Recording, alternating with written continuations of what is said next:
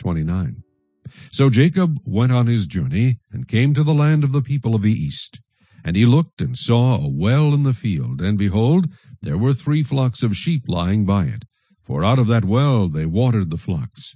A large stone was on the well's mouth. Now all the flocks would be gathered there, and they would roll the stone from the well's mouth, water the sheep, and put the stone back in its place on the well's mouth. And Jacob said to them, My brethren, where are you from? And they said, We are from Haran. Then he said to them, Do you know Laban, the son of Nahor?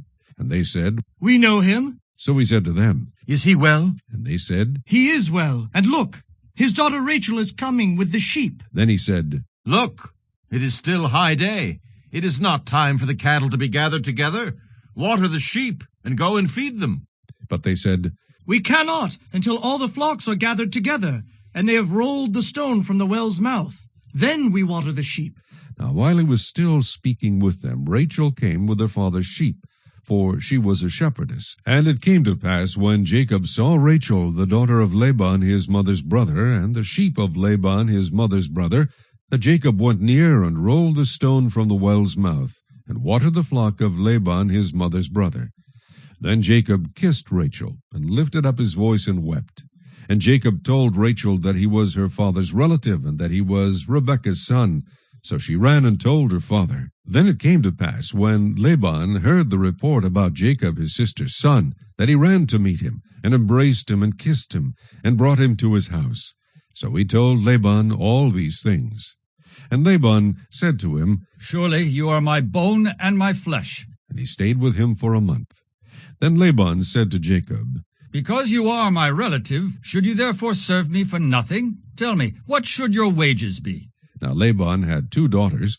The name of the elder was Leah, and the name of the younger was Rachel. Leah's eyes were delicate, but Rachel was beautiful of form and appearance.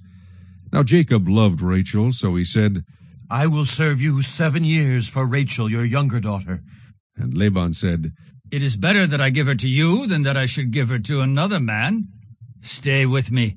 So Jacob served 7 years for Rachel, and they seemed only a few days to him because of the love he had for her. Then Jacob said to Laban, Give me my wife, for my days are fulfilled that I may go into her. And Laban gathered together all the men of the place, and made a feast. Now it came to pass in the evening that he took Leah his daughter, and brought her to Jacob, and he went in to her.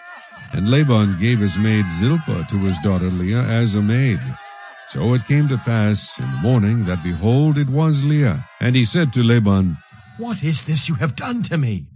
Was it not for Rachel that I served you? Why then have you deceived me? And Laban said, It must not be done so in our country, to give the younger before the firstborn. Fulfill her week, and we will give you this one also for the service which you will serve with me still another 7 years. Then Jacob did so, and fulfilled her week. So he gave him his daughter Rachel as wife also.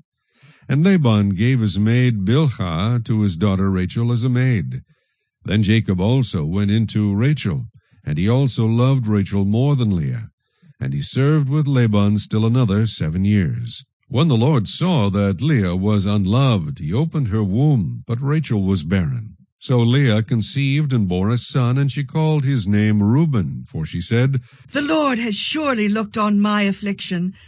Now, therefore, my husband will love me. Then she conceived again, and bore a son, and said, Because the Lord has heard that I am unloved, he has therefore given me this son also. And she called his name Simeon.